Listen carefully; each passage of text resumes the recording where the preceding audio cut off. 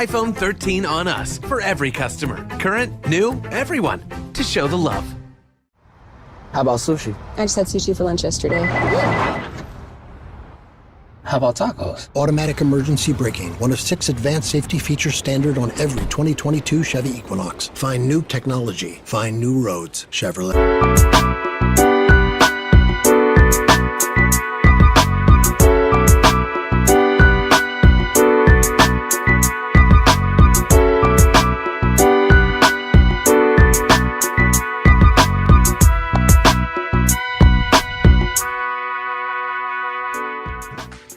Hello, everybody, and welcome to A Balanced Life with Dr. Jackie. Let me tell you, what a thrilling conversation we are going to have today. In this time of children having a voice and having a say, kids trying to run your household, trying to tell you who you are, how to spend your money, when to drive your car, when to take them to various events, let me tell you, our households are out of balance, and today we're going to set the record straight.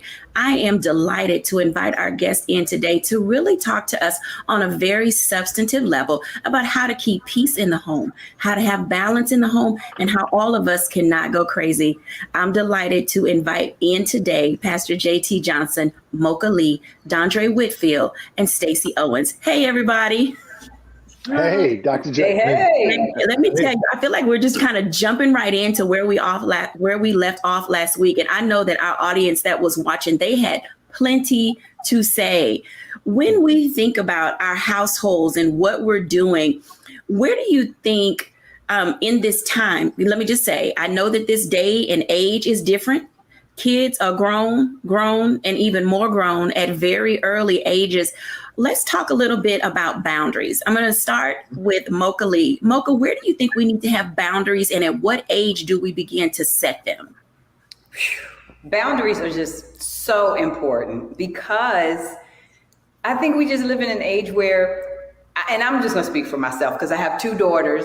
One is 9, one is 13. It's just, I feel like I want to provide for them, but sometimes I err on the side of spoiling. So in order not to spoil my girls, I'm like, okay, how can I set these boundaries? How can I set these boundaries? And one thing that's important in our house is that my husband and I both team up and are always on the same page. We're on one accord so that if I say no to my daughter, you cannot attend a certain event, if she goes to her dad, he's going to say the very same thing so that they cannot play off of us.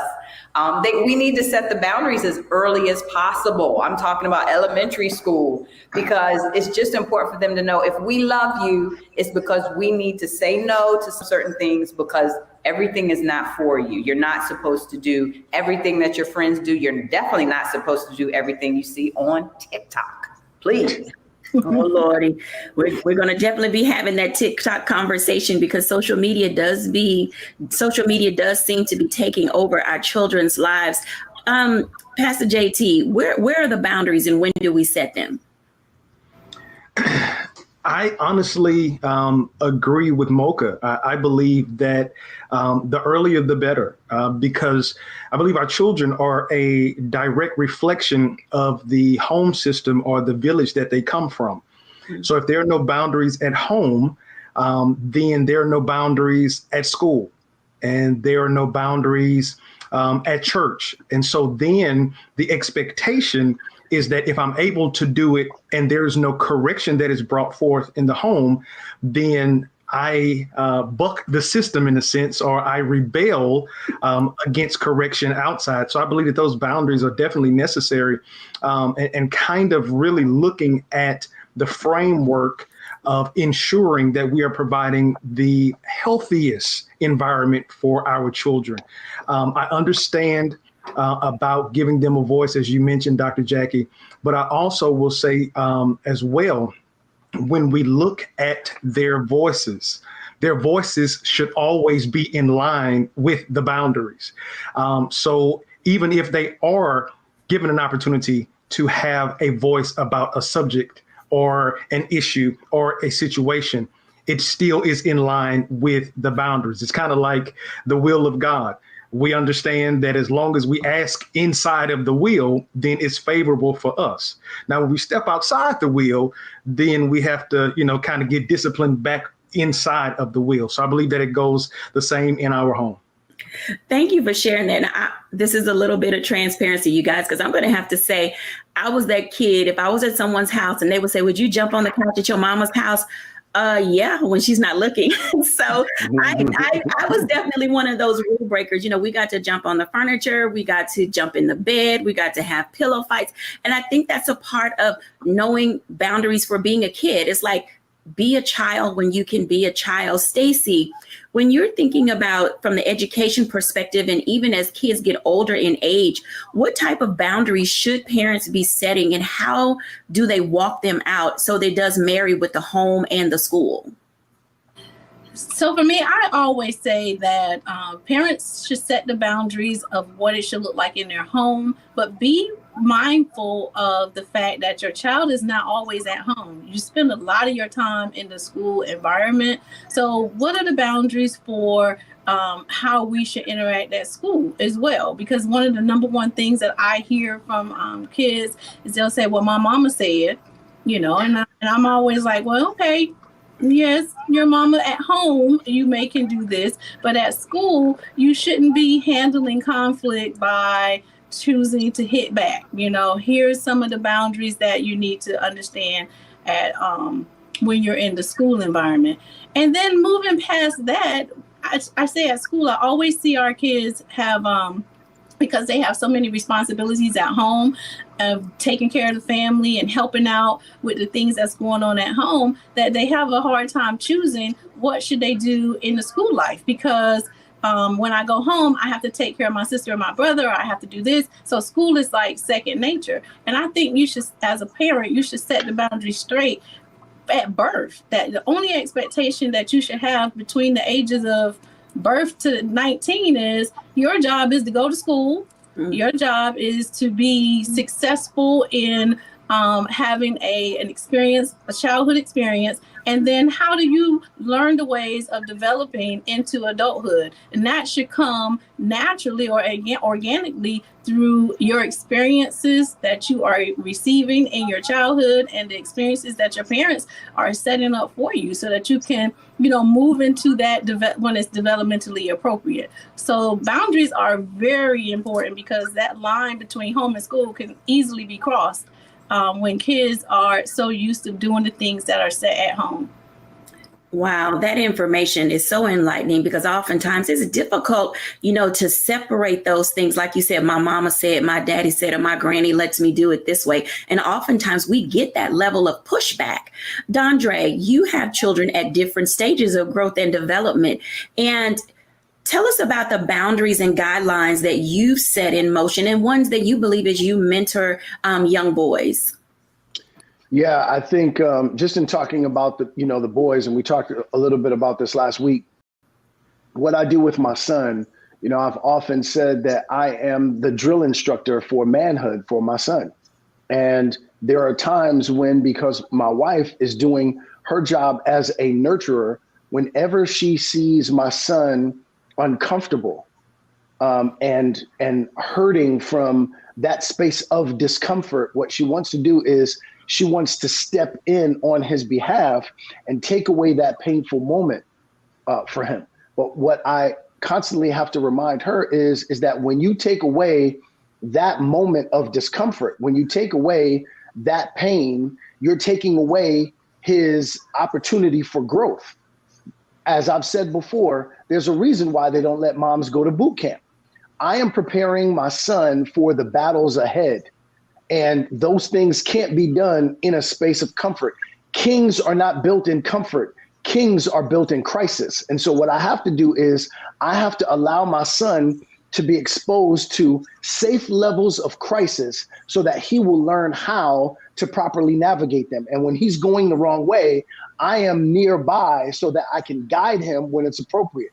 In speaking about my daughter, who's 17 years old, one of the things that we talked about this at the top, we even talked about this before, we opened, talked about giving our children a voice, because many of us, as we were children or in our adolescence, we were voiceless. So what we wanted to do was we wanted to give our children a voice. The problem is, as parents, is that we haven't properly navigated that, because what we've done in giving our children a voice is that we've given them the false impression that they have a say. So recently, my wife and I were talking about something that our daughter, who's 17 years old, was trying to go to a party, maybe do a sleepover. We don't do sleepovers if we don't know child and parent. So I immediately went to my wife. We were both in agreement. And then, of course, once my daughter got the word, then she went and made a call to mom. Now that set her off into another space. And then all of a sudden, my wife and I began to get off page. We began to go off script, right? And so again, this was her feeling like, because she had a say, she went to one parent, the other parent goes to the other parent, and then now we've disrupted the entire house. And that is something that is really fast and furious when it comes to parenting nowadays. I always tell my kids, look, I am your navigation system. I am your ways. There are certain freeways that you shouldn't be on. And our job is to get you to see at specific points in your life while you're in our home, don't go down this freeway, because it's going to hurt you in the long run. Wow. Thank you. Man, what a mouthful. You know, as we're navigating how we balance our families and our parenting styles, and I know y'all gonna add me, y'all gonna add Dondre, y'all gonna add Stacy and add Mocha, and y'all gonna add Pastor JT, and we're ready for it, because at the end of the day, our goal and responsibility is to help others discover how to balance all of the nuances of the things that we face. When we come back after the break, I want to spend some time talking about something Dondre just mentioned. How do you balance having a voice versus having a say? I know it wreaks a lot of havoc in everybody's home, and it does create contention. When we're back after the break.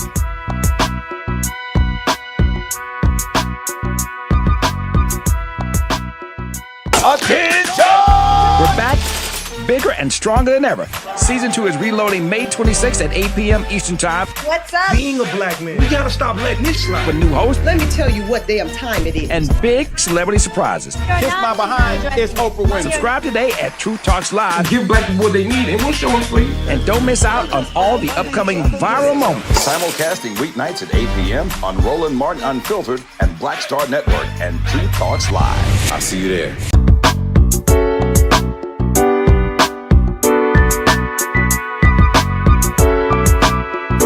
Welcome back, everybody, to A Balanced Life. And this conversation we're having today, not only is it going to bless you, it's going to help you move the needle in some of the areas where you have been stuck. Let me tell you, having conversations with your kids, your mate, your significant other, whatever that dynamic of your home may be, this conversation on how to balance our kids having a voice versus a say is one that tears and rips families apart. I'm mad at mama. I'm mad at daddy. I'm mad at granny. I'm going to run away from home. I'm throwing the phone against the wall.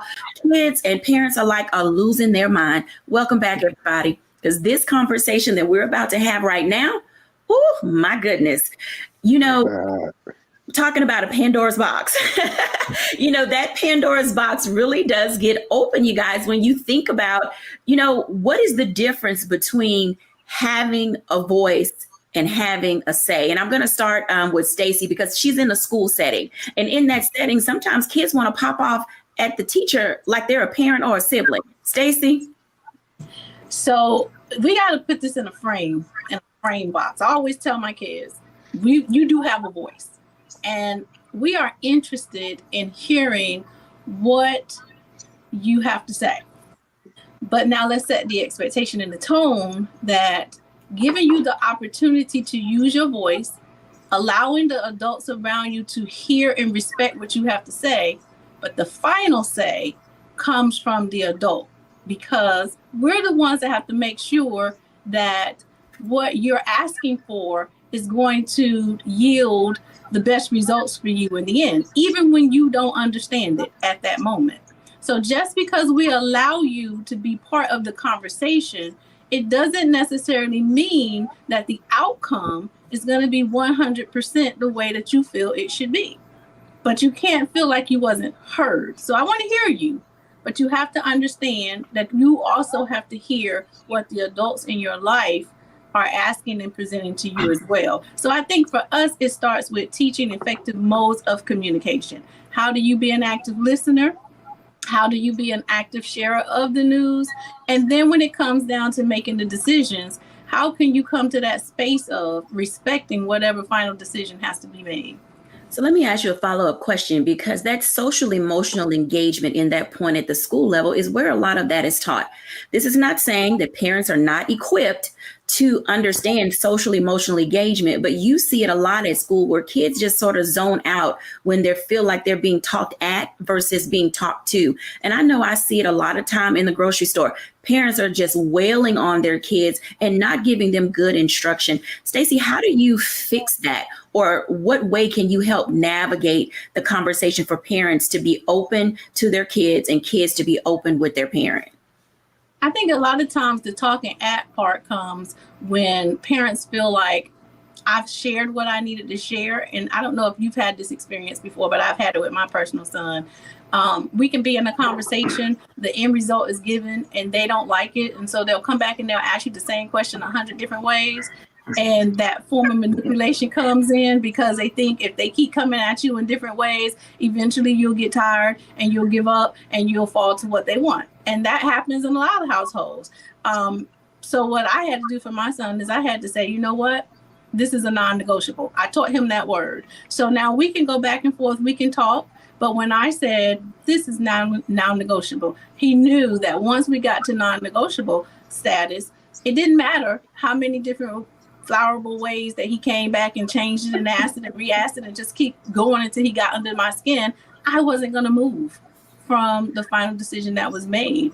And so I think it comes again with setting that role as parent and child, you know? So at the end of the day, it's my final responsibility to make sure that I'm parenting you. I'm not your friend. I'm listening to what you have to say, but at the end of the day, when the decision is made, that's what I'm going to stand on. And as a child, you have to learn how to respect that. So I think establishing the roles between what should be expected in the child's role and what should be expected in an adult role is where we should begin with that. But that goes all the way around. I can't have the expectation for my son to play the role of a man. And then when it comes to the things that he desire, I have to come back and be a parent and expect him to be able to process the difference between the two. I have to make sure across the board he's in that role or was in that role of a child and hold him there. This level of conversation that we're having right now really does pique my interest a lot more. And I want to ask Pastor JT a couple of questions related to something Stacey just said about dealing with boys. And she said something related to no matter how many times he flowers up what he has to say, it's all the sweetness, the batting of the puppy dog eyes and the sugar coating, you know, just to see if I can push those buttons or if I can play. And this is a real thing, you guys, you know, your kids can play you. So Pastor JT, how do we help our parents in a variety of settings begin to understand that our kids can have a voice and a say, but parents sometimes need to put their foot down in a way that doesn't, I want to say this delicately, I want to train the child up in the way they should go, but I also don't want to kill the spirit. How do we navigate those nuances of dealing with our children and helping them have a voice and a say that's respectful and responsible? That's a good question, Dr. Jackie.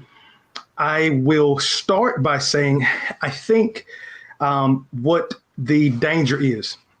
So I guess if I put my counseling hat on and try to dig into this a little bit deeper. So if we're talking about children, right? So the majority of children now have been birthed by millennials, because by definition, a millennial is someone that was born in 1980. So me, Jamel Johnson, a 42-year-old man, by definition, I am a millennial. So the generation that came in and we were on the cusp of everything that's new.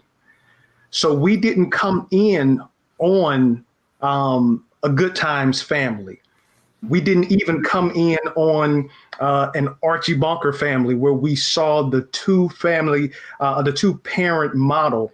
Many of us came in on the back end. The father had been taken out of the home. This was right on the rise of the crack epidemic. So much was happening in our inner city communities that we were shuffled around from home to home. Mother probably worked one or two jobs, maybe was raised by our grandparents who really weren't as hands-on as they would have been with their children. So we were kind of latchkey kids. We were, the ones that defined that. We actually started that trend. So a lot of us in this block, we raised ourselves. So that's why we have rationalized, well, I don't want to do what was done to me. So I want to give my child a voice because I didn't have a voice. This is the same generation that said, well, I don't want to force my children to go to church. I'll let them make that decision. And so now we're dealing in a time where we are seeing a huge falling away from the church. But all of this is a byproduct from some of the things that were standards in a generation before that have become optional in this generation, which probably will be obsolete in the next generation. Because now, if you think about it, you have a millennial parent who is competing with their child doing dances on TikTok. So then now what example does this child who will at some point be a mother or a father have? And I think the most thing that has happened is that we have allowed the waters to get murky with parenting. We have romanticized the parent to where now I am treating my child as if this was my significant other, or we have dropped down from the romantic stage to the friendship stage that I don't want to do too much to make them mad because that's my friend. So I think the very first thing is shoring up that parental role. But then that may go all the way back to asking the question, was that parent ever parented? I'm a part of the 100 Black Men of America, and our motto is what they see is what they'll be. So if we are talking about a generation of latchkey kids that are now parents, if the only thing that they saw was a key and a mirror, they're looking at themselves. And so they don't even have a picture of what a healthy parental relationship looks like. All right, I can already tell that this is going to be a two-parter in this segment because I have to bring Dondre in because there's something that Pastor JT just said about the relationship that boys have with their moms is different. And you guys have heard us talk about this a lot of times.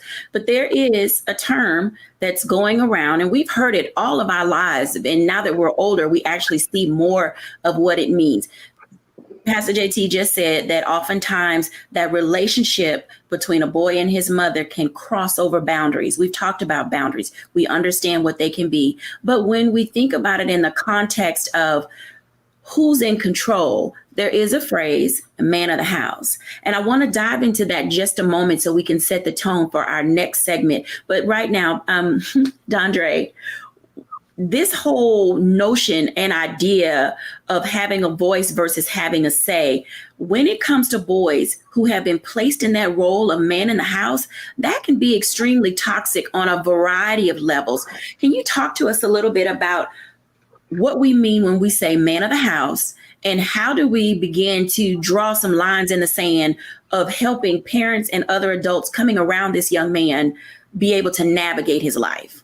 Yeah, I talked about this in my book and made the acronym MOTH, Man of the House. Too many of us as young males have been robbed of our boyhood because we're immediately projected into manhood. Now you are the man of the house. Okay, well, let's examine that for a second. That child is going to be saying to themselves, what does that mean?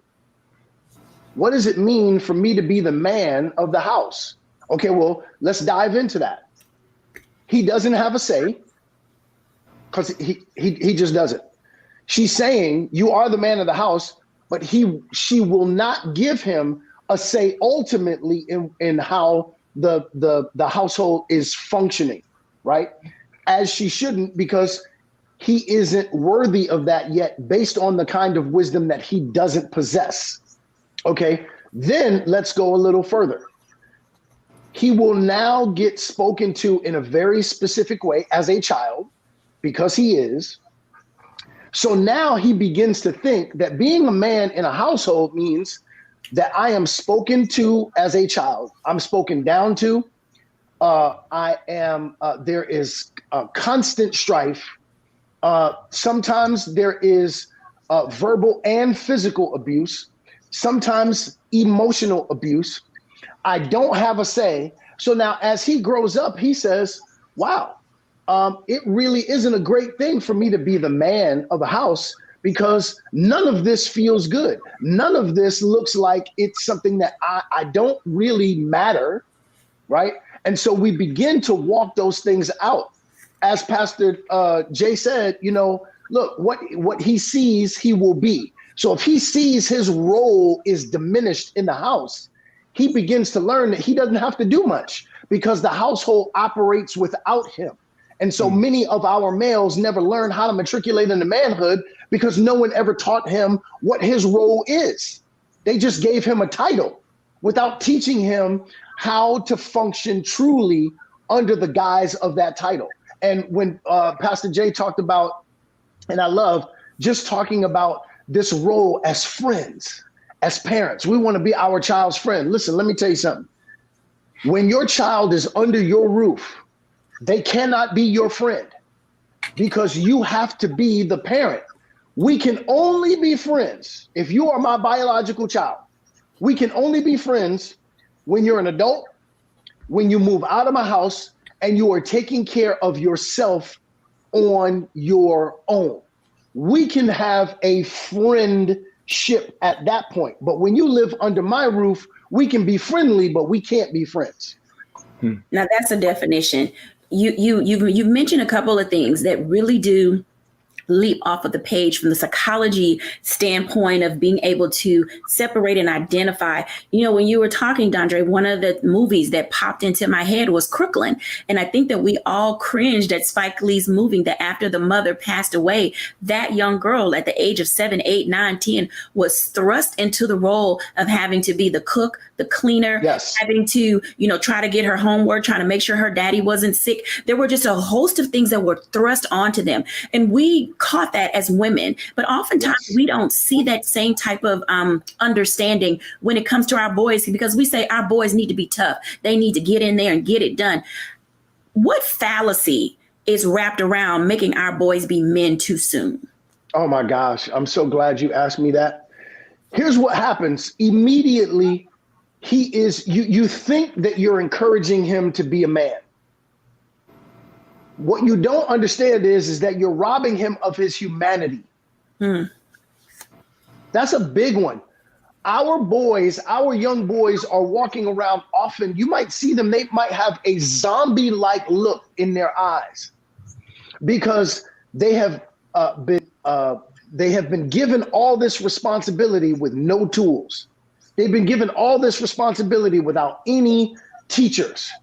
So you give a human being responsibility without teachers and tools, and you are going to see what we see in Chicago, what we see in Los Angeles, what we see in cities all across this country, where young black males are not monsters, they're just looking for love.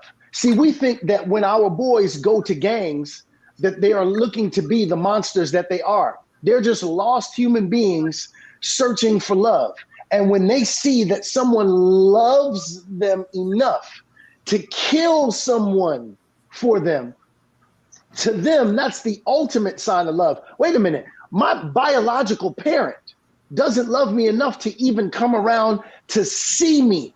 And you mean to tell me that you love me enough to kill someone for me?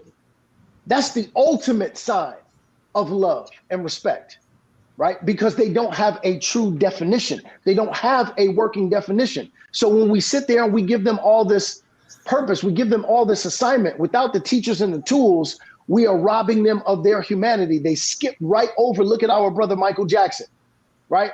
immediately we saw as an adult, he had all of these things that he did that was very boyish, very boy-like. Why? Because he was robbed of his boyhood.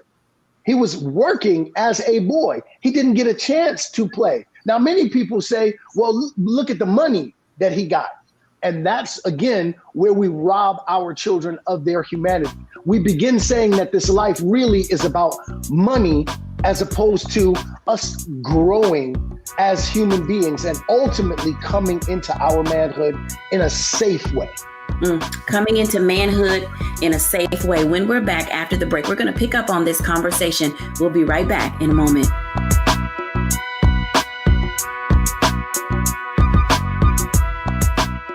Hello, I'm Isaac Hayes III, founder and CEO of Fanbase. Listen to what I'm about to tell you. The window to invest in Fanbase is closing. We've raised over $10.6 million of our $17 million goal.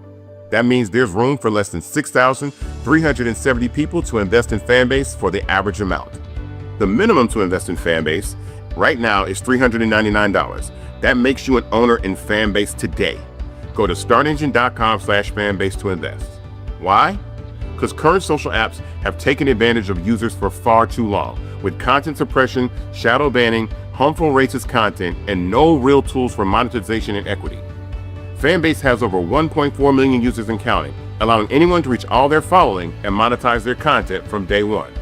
Social media is the new TV, and whoever owns the apps that distribute that content have the opportunity to own potential billion-dollar companies. While big platforms with uncertain futures are failing to serve their users, Fanbase is stepping up to fill the gap. Don't wait until it's too late. Invest now, invest for yourself and your future. Go to startengine.com/fanbase and own the next generation of social media.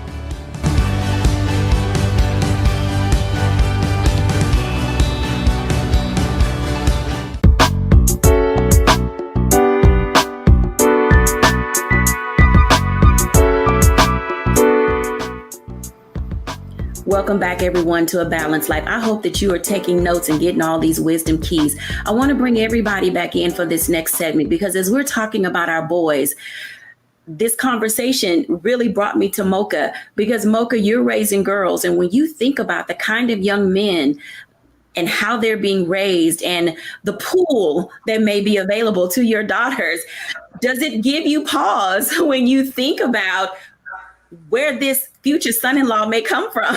Ooh, that's good. That's good. What I love is that Brother Dondre and even Pastor Jay have mentioned this word love, because I'm here to tell you, when I read the book, The 5 Love Languages, I believe that author is Chapman. If we as parents, when they're itty bitty babies, and I hope some of your viewers have the little ones in the house, if we can figure out our child's love language, whether it's a son or a daughter, and fill them up in their particular language. For example, one of my daughters is feel in touch. If you hugging her and rubbing her, she feels loved. And if that's not my love language, which it's not, then I better figure it out and give her that so that she does feel it. And then she's confident, because confidence is a big deal. If you feel loved and you feel confident, then you're able to give that same thing out. If you don't have it, then you have the issues that we were just hearing Brother Dondre talk about, where, you're searching for love in all the wrong places. So I just feel like if my daughters are confident enough because they've had their love tanks filled up, then and they have that awareness that mommy and daddy love them, no matter what, whether they get married or not, we have their back. Then it helps them make those wise decisions. I never want them to feel desperate when it comes time for that mate. I just, I want them to have learned from watching us that, mommy is strong and confident, but guess what? She's daddy's helpmate. And sometimes she lets daddy go ahead and take the lead. And what he says is what we're all going to do, even if I'm rolling my eyes a little bit. But I just feel like daughters need to see it, sons need to see it, and they need to feel it. They need to feel the love, because the thing I don't like as a health and fitness professional is stress. I don't want the children to feel stress. I don't want the parents to feel stressed. I mean, of course, some stress is healthy, but just not on an ongoing basis because it's toxic. And you have to have the love to offset the stress.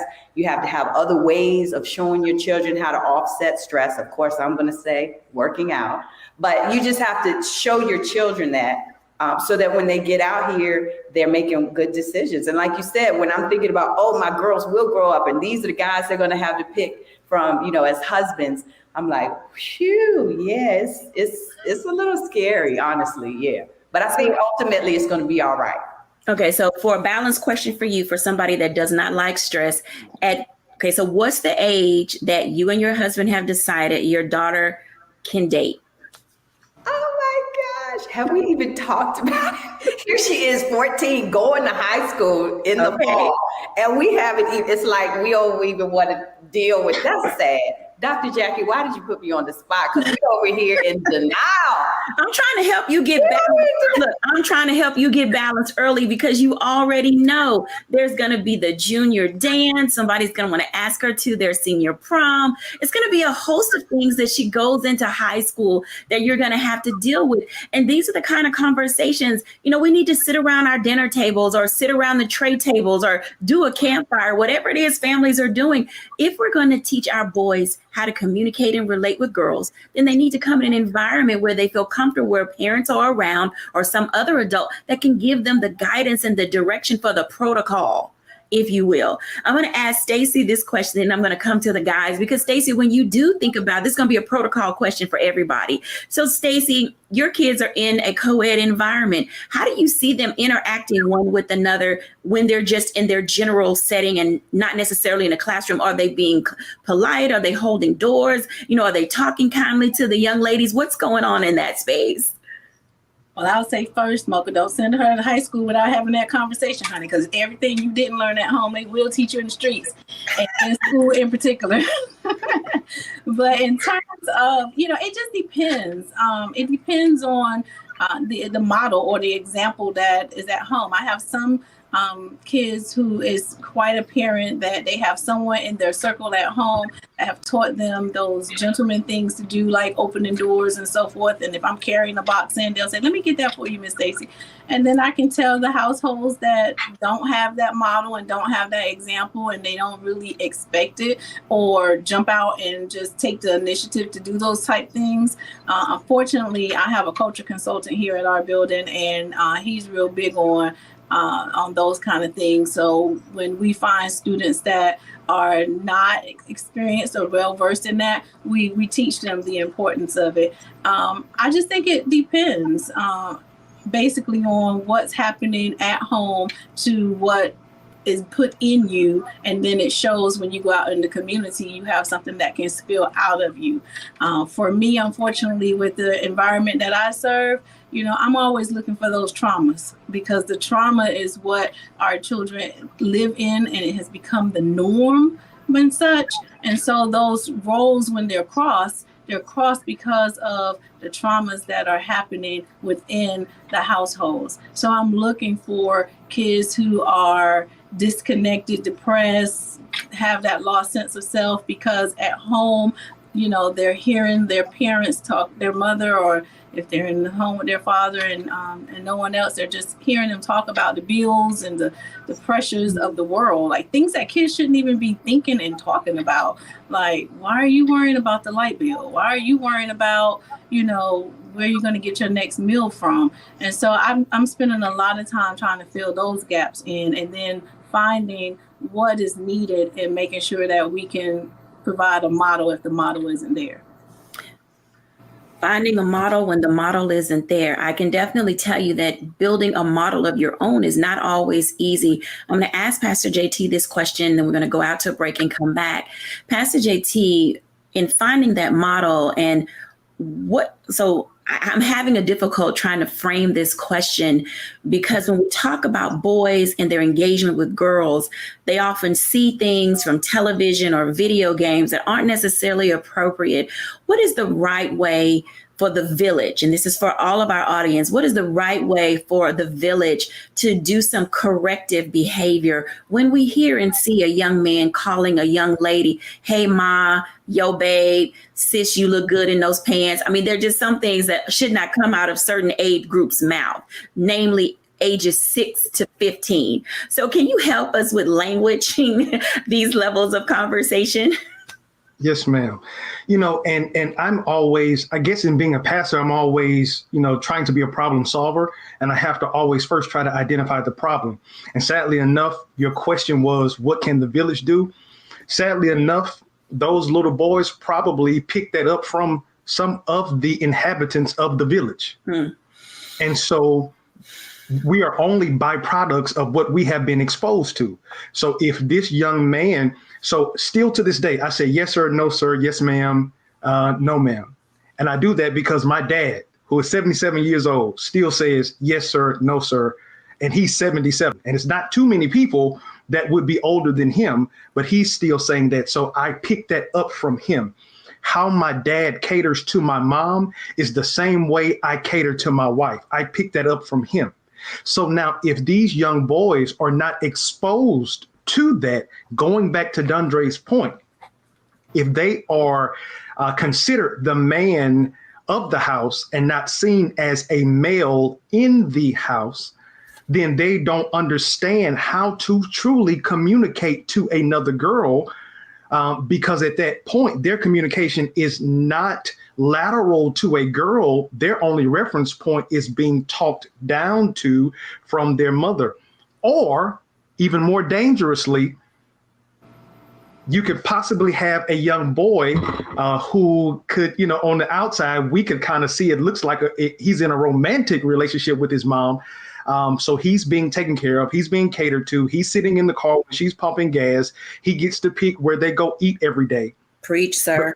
But then on the back end, you see a young girl who grows up in a single parent home. And I think this is something that we got to address, because as we say, we don't know what our girls are going to have access to. We also got to say we don't know what our young boys are going to have access to, because we live in a time now, as Dr. Stacy mentioned about that word trauma. I teach a class at HPD talking about 2 police officers, and the title of the class is Building Trust After Trauma. And it talks about how colors of community here locally, how we have this traumatic experience with police officers. And that's why some of our reactions to police officers are the way they are. So when we hear the sirens, we already go into a panic because of the trauma that has been experienced before. Possibly not even trauma that we experienced, but it was passed down. So if you have a mother who's raising a daughter who just came out of a traumatic relationship, she now has the framework in the house to ensure that her daughter doesn't ever go through what she goes through. So now, as Dondre points out, his role with his son, she now becomes this drill sergeant with her daughter. And that is the reason why we have such a calloused group of young ladies that are growing up now. And we have such a delicate group of young men that are growing up right now. So now the question is that the roles have reversed. So the young man that should be the protector, he is being taught that his mom is the protector. So he is now looking to be protected.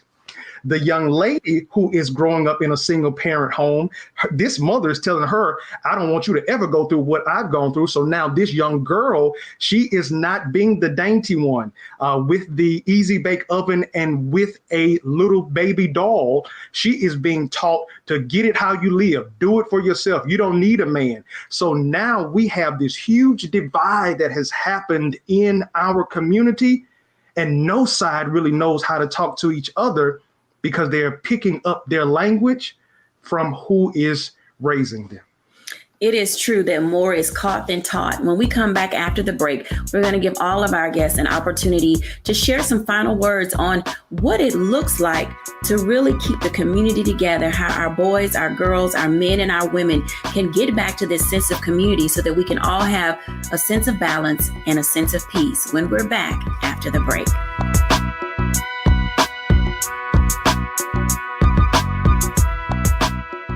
What's up, y'all? Look, Fanbase is more than a platform. It's a movement to empower creators, offering a unique opportunity for everyday people to invest in Black-owned tech, infrastructure, and help shape the future of social media. Investing in technology is essential for creating long-term wealth and influence in the digital age. The Black community must not only consume tech, we must own it. Discover how equity crowdfunding can serve as a powerful tool for funding Black businesses, allowing entrepreneurs to raise capital directly through their community through the Jobs Act.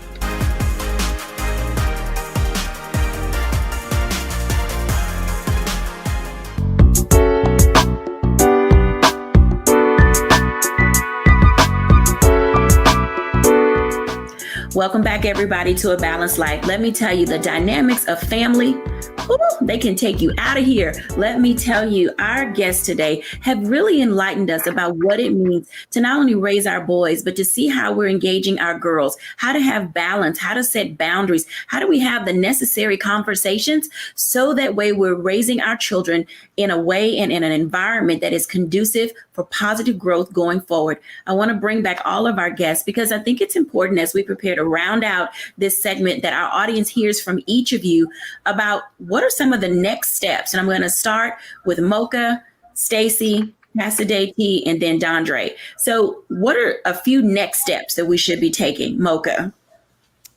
For me, I feel like a next step is to just continue to remember as a parent that you are your child's advocate.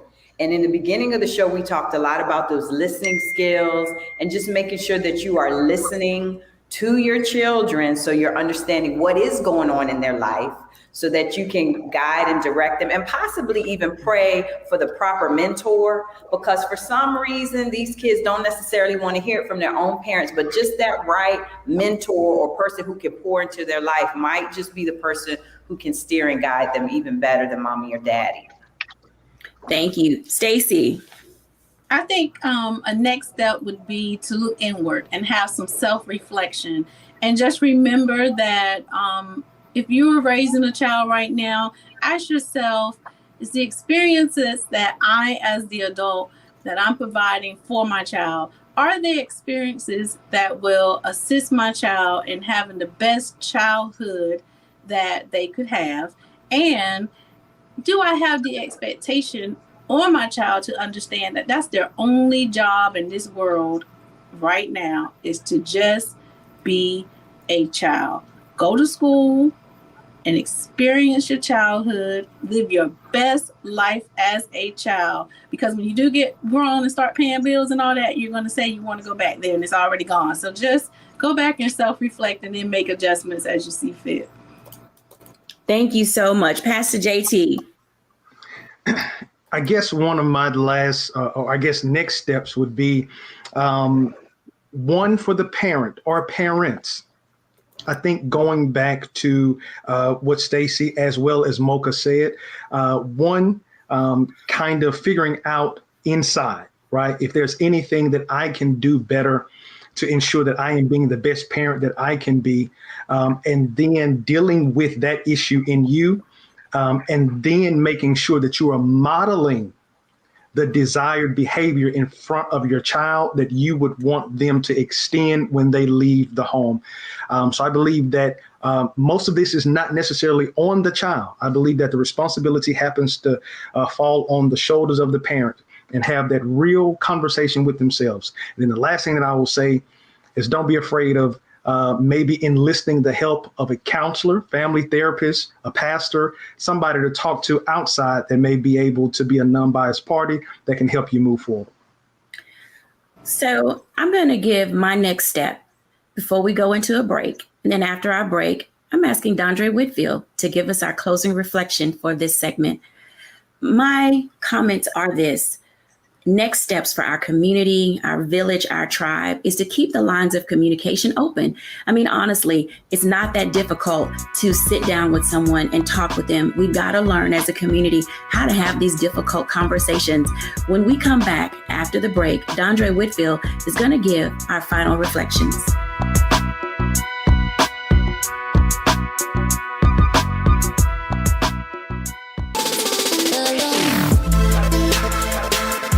Hey Hey y'all, welcome to The Other Side of Change, only on the Black Star Network and hosted by myself, Bria Baker, and my good sis, Jamira Burley. We are just two millennial women tackling everything at the intersection of politics, gender, and pop culture. And we don't just settle for commentary. This is about solution-driven dialogue to get us to the world as it could be and not just as it is. Watch us on the Black Star Network, so tune in to The Other Side of Change.